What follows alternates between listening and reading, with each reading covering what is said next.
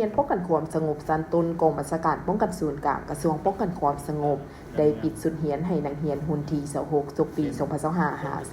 2026ในวันที่30มกราคม2026เป็นประธานโดยพันเอกบุญทงศรีดาวงศ์หัวหน้ากองบัญชาการป้องกันศูนย์กลางเขาหัวมีพันเอกเพิ่นคำเสงดาราฮ้องหัวหน้ากลุ่มใหญ่การเมืองป้องกันความสงบมีคณะผักคณะอำนวยการเขตหับซื่นพร้อมด้วยพนักงานครูอาจารย์และนักเรียนที่สำเร็จการศึกษาเข้าร่วมพันโทบุญเยืองพรหมบุตรหัวหน้าอำนวยการโรงเรียนป้องกันความสงบสันติป้องกันศูนย์กลางกล่าวว่าการจัดตั้งปฏิบัติหลักสูตรการเรียนการสอนของนักเรียนหุ่นที่26ของศุกร์ปี2025หา2026ได้เริ่มต้นมาแต่วันที่11มีนาคม2025ถึงปัจจุบัน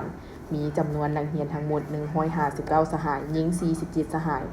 กำหนดเวลาการเรียนการสอน1ปีผ่านการจัดตั้งปฏิบัติตีราคาผลงานศึกษาค้นคว้าหำเรียนนักเรียนและผลโครงการสอบสิงจบสั้นของนักเรียนหุ่นที่26เมนบรรลุคาดหมายห้อยเสือนห้อย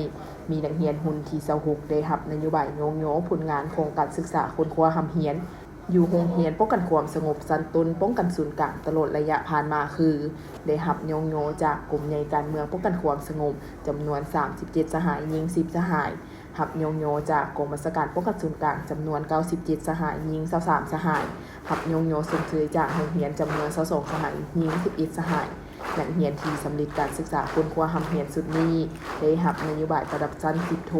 159สหายหญิง47สหายพร้อมทั้งได้มอบใบประกาศนียบัตรให้ผู้ที่สำเร็จการศึกษามอบโดยพันเอกบุญทงศรีดาวงศ์หัวหน้ากองบัญชาการป้องกันศูนย์กลาง